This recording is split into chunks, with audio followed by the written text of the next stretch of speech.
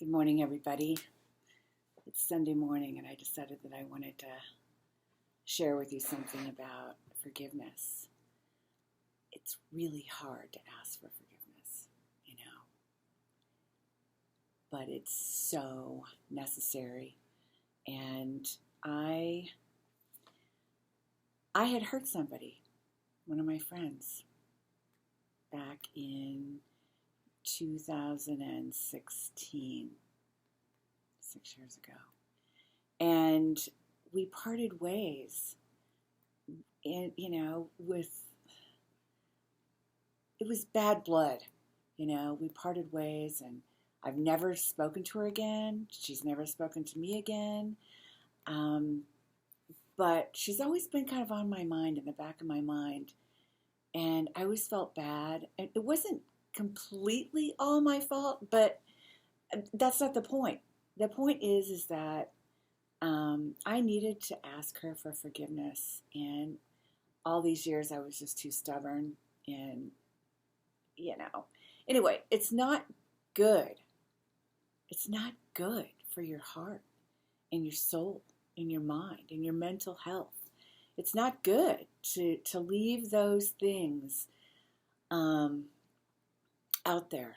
It was always just this niggling in the back of my mind. I feel bad that I've never asked her for forgiveness.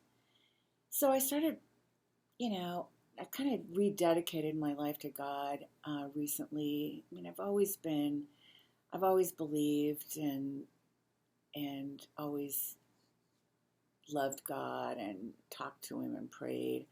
But recently, I've just felt this, need to get closer and get back to the way that it was before.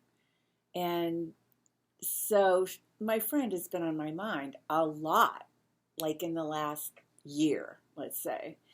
And I kept thinking, you've got to go ask for forgiveness. You've got to mend and heal this. Even if she doesn't accept it, you have to go ask for forgiveness.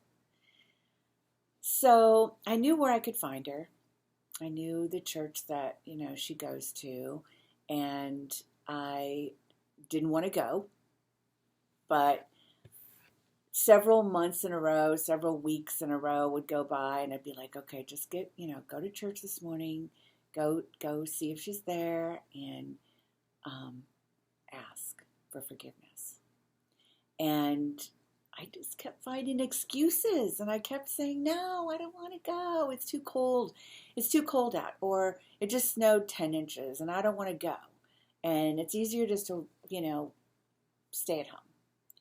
Well, so I've been kind of praying about it and saying, well, why can't she come and talk to me too? You know how we make excuses and we put things off that's necessary to put off. My little guy's back here. I don't know if you can see him.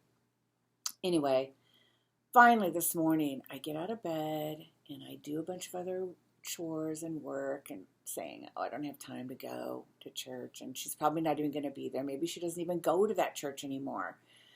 All these excuses.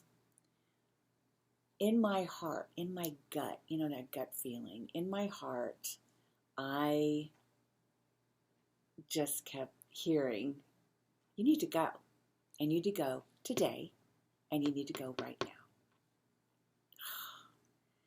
So I get dressed, and I go early. I don't know anybody there. I don't go to this church. I don't know anybody there except her. I don't even know if she's going to be there, if she still goes there. So I get there. And of course, I'm standing out there. Nobody knows me. And, this is what I have about churches, but I'm not here to bash churches. But they're always like, witness to everybody and encourage everybody to come to church and all that. And then you go and you stand there and nobody even greets you. So I could have just gotten all pissy about that, and said, I'm just going to leave. She's probably not going to be here anyway, whatever. But no, my spirit, God, kept saying to me, no, I'm sending you here for a reason. So I go in, I decide to go in and sit down in a pew by myself. It's between services. There was a 9:30 service, and then there's an 11 a.m. service. And I got there like at, let's say I got there at 10:40. So there was 20 minutes of me going to wait around. So I go sit in this pew, and I'm sitting there by myself, and I'm looking around, and, you know, there's hardly anybody in the sanctuary, and all of a sudden, I look over, and I see there's like 5 people in the sanctuary. There's a couple ladies up there sitting, a couple over there, and there's me. And this lady that was over there has her coat on. It's got a mask on. I can't see who it is, but it looked like my friend with the mask on. So I'm like looking at her, and she goes over and starts talking to this other lady. She pulls her mask down, and I'm like, there's Diane. And she looked up and saw me, and her mouth literally dropped, like, and she looked stricken.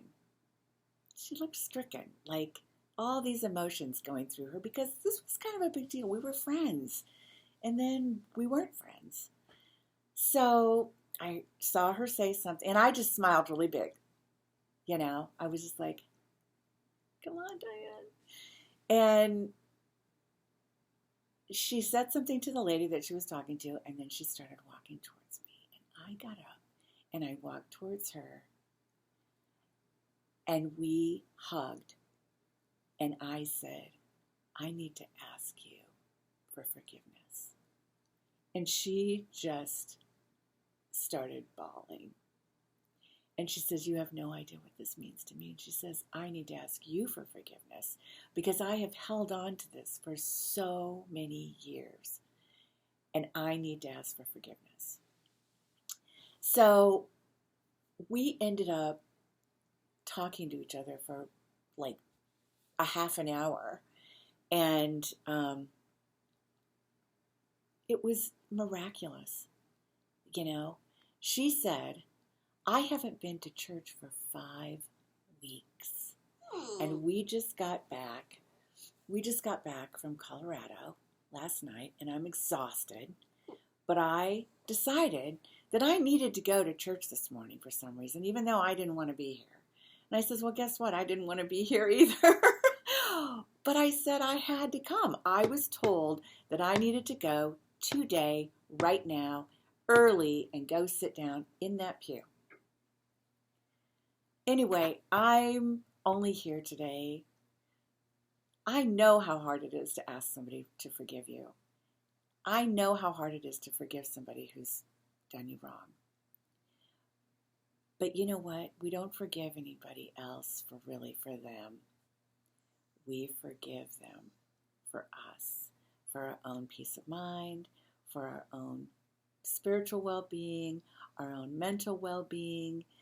So if you have somebody today that you need to forgive or that you need to ask for forgiveness, I know, baby.